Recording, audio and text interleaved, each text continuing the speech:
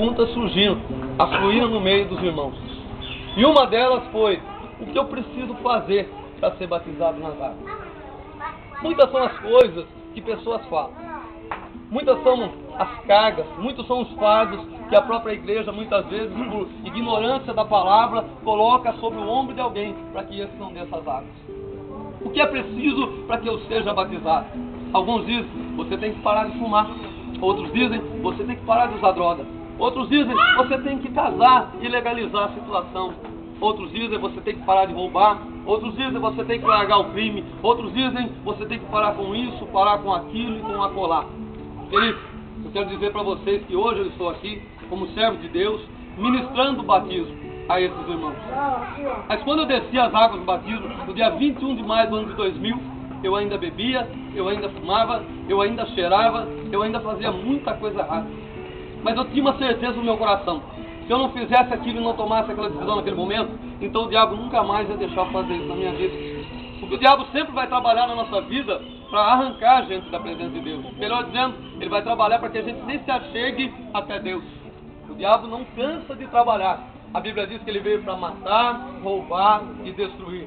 E o objetivo principal do diabo e o foco maior dele é a salvação de nossas almas. Ele quer roubar a nossa alma. Mas a nossa alma é de Deus, foi Deus quem criou. Aleluia. E certamente tem que tornar a Deus no dia da nossa partida. Mas como tornará se não cumprirmos a Escritura do Senhor? Como a alma nossa tornará a Deus se não obedecemos o Evangelho de Jesus Cristo, nosso Senhor?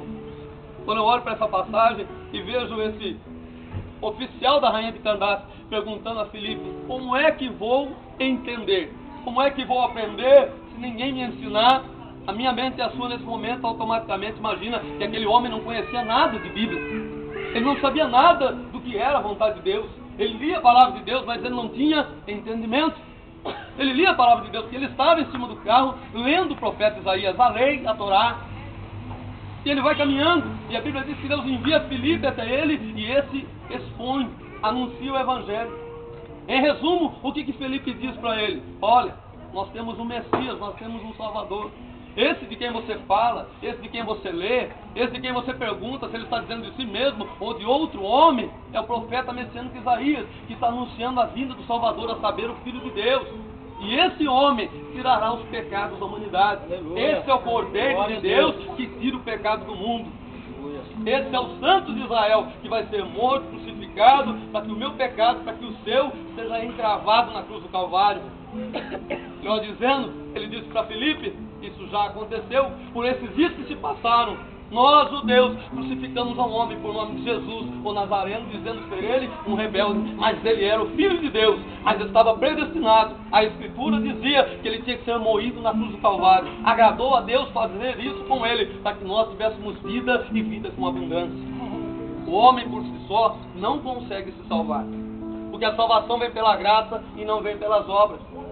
Não adianta eu fazer caridade, não adianta eu doar esmolas, não adianta eu ler a palavra, não adianta eu ir à igreja, não adianta eu fazer, achando que o mérito da salvação da minha alma é de mim mesmo.